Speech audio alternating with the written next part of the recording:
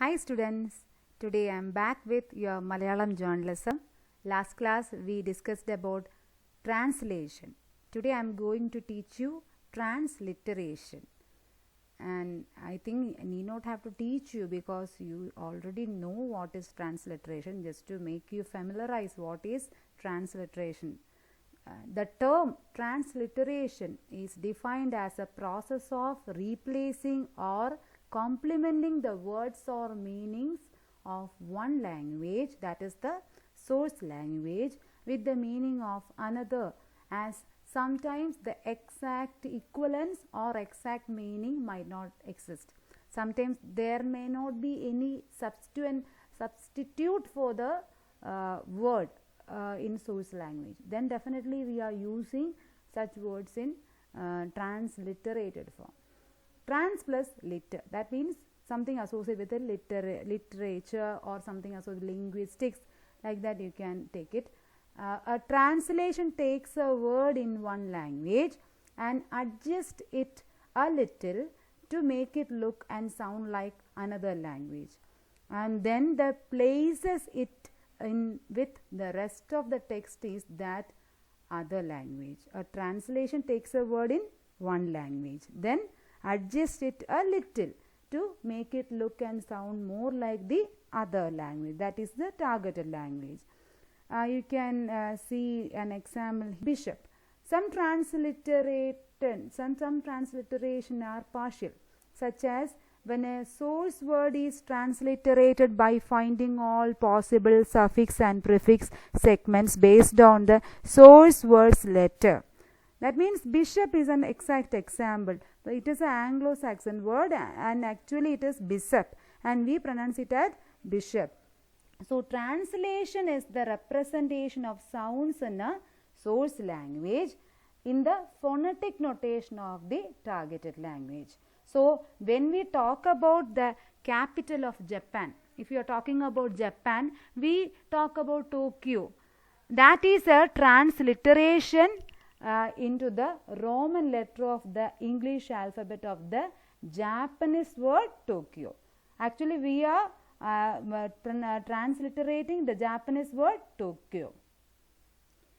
If we were to translate the word, it would be East capital. If you are translating the word Tokyo, it would mean like East capital, but generally we don't translate proper nouns, names or something like that. Definitely you should note that the definition is slightly odd. I opened it for you. Yes, it is here. Wikipedia, actually they mean what we call transliteration as transcription. Actually, what is transcription? Transcription is the linguistic sense in the systematic representation, just represented as representation of language in written form. So you may get confused with the transliteration, but transcription is totally different. I will tell you what is transcription. Transcription is much more commonly used to describe the process of recording in writing. That means from the speech or from an audio recording, you are transcribing the script in the language in a written form. That is transcription, and the source can either be utterance, speech or sign. It is already given here. Then also from the definition what I told you about transliteration, you may get confused. That's why I show you this Wikipedia example also. And back to translation. What is translation? I'll show you some definitions in websites, popular websites. Vocabulary.com. Transliteration is the process of transferring a word from the alphabet of one language to another. Transliteration helps people pronounce words and names in foreign language. This is the definition given in vocabulary.com. Unlike a translation which tells you the meaning of a word that's written in another language, a transliteration doesn't give you the meaning. They only give you an idea of how the word is pronounced. Pronunciation, that is important thing. By putting it in a familiar alphabet, it changes the letter from the word's original alphabet to similar sounding letters in a different one, in a different language. That is what the vocabulary.coms give you. And now we check something from this. I'll show you something from Cambridge Dictionary. What Cambridge Dictionary give you as a definition for transliteration. It gives that the act or process of writing words using a different alphabet is called as transliteration.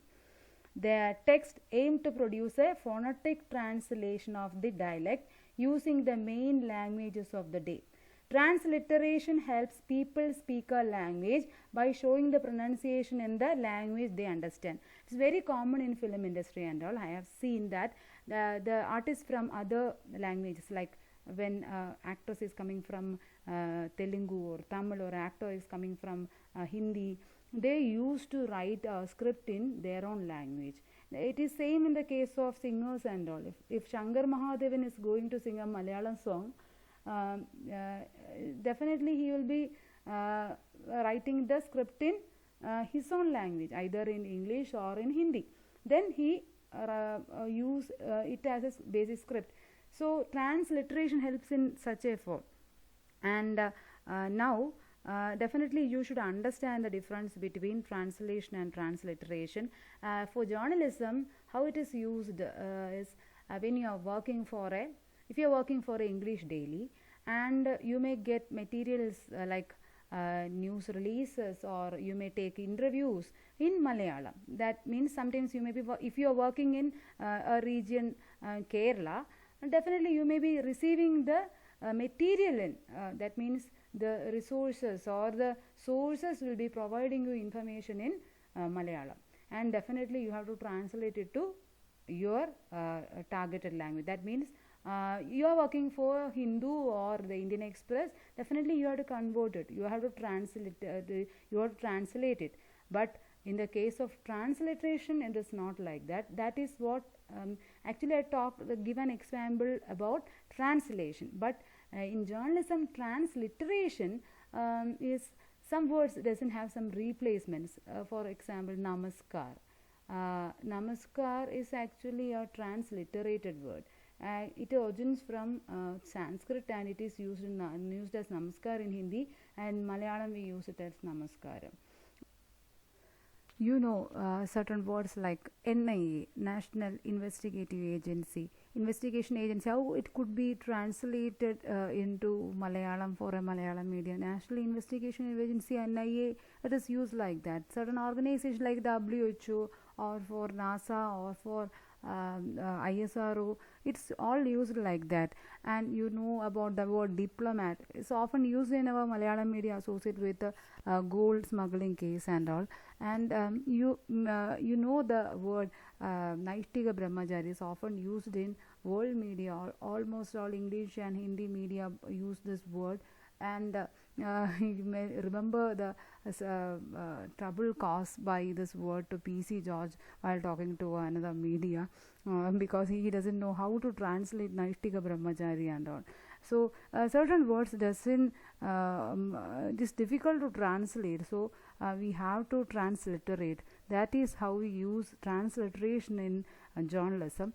And for example, there are so many tools associated with the interesting part of using translation in our media, in infographics.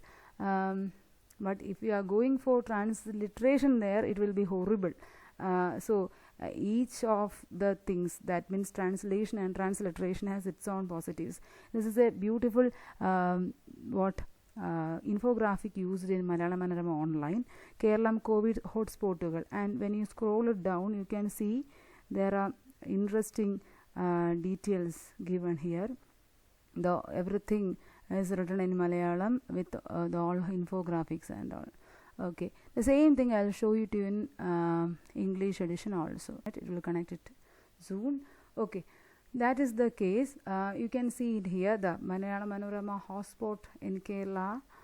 The same thing, you can see it here. It is in English. This is how they use translation.